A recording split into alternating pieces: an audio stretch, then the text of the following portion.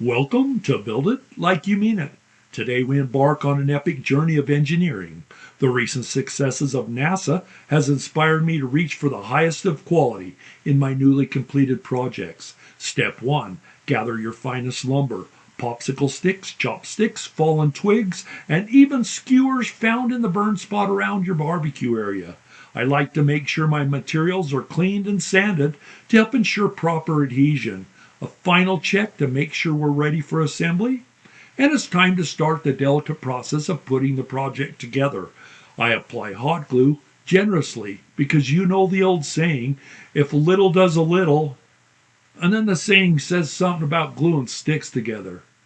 Clamp the joints while the glue dries. This ensures stability, accountability, and a final look of professionalism that is sure to impress your neighbors.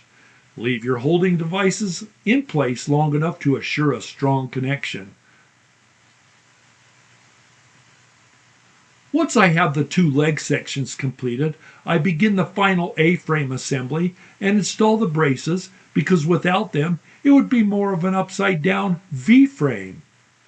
I use the strength of a popsicle stick as my primary brace, being sure to clamp this vital part of the structure in place, and more hot glue as needed. A delicate shish kebab skewer is used for the lower brace to add a backup layer of holding power. Again, don't let your impatience ruin the structural integrity of your project.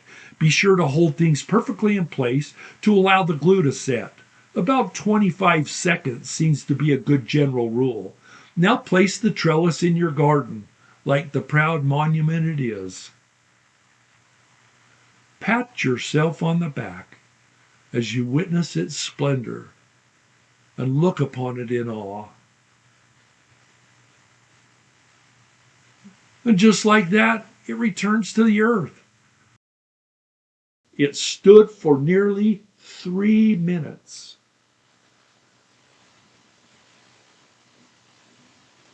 Now this is a trellis. Tomato growing on a whole new level. Gardening gurus everywhere are out there bragging about their dainty little string trellises. But this is a trellis. Welcome to my tomato growing kingdom, where we don't mess around with flimsy setups. You see, I could have gone the easy route. I could have just strung up some twine and hoped for the best. Or come up with some other temporary contraption that also doubles as a gardening eyesore. But I wanted tomatoes that could climb to greatness, literally. So I built these massive trellises to give them the support they deserve. Some people use sticks. Some use cages. I built a trellis of steel tubing and netting that could probably double as storm protection.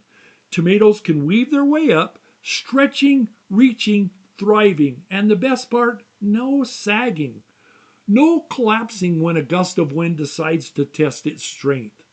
I built this because I was tired of tomato plants flopping over like it was a bad hair day. If you're growing heavy, abundant tomatoes, they need something more substantial. And this setup says, I'm here to win.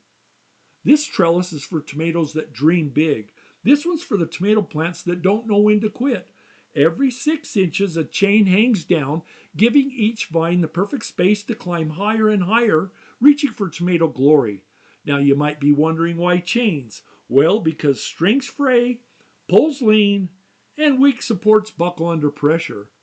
As the plants need a little coaching, I use pipe cleaners as a leash to pull them up the chains. By the end of the growing season, I'm picking tomatoes standing on a stepladder. Chains hold strong.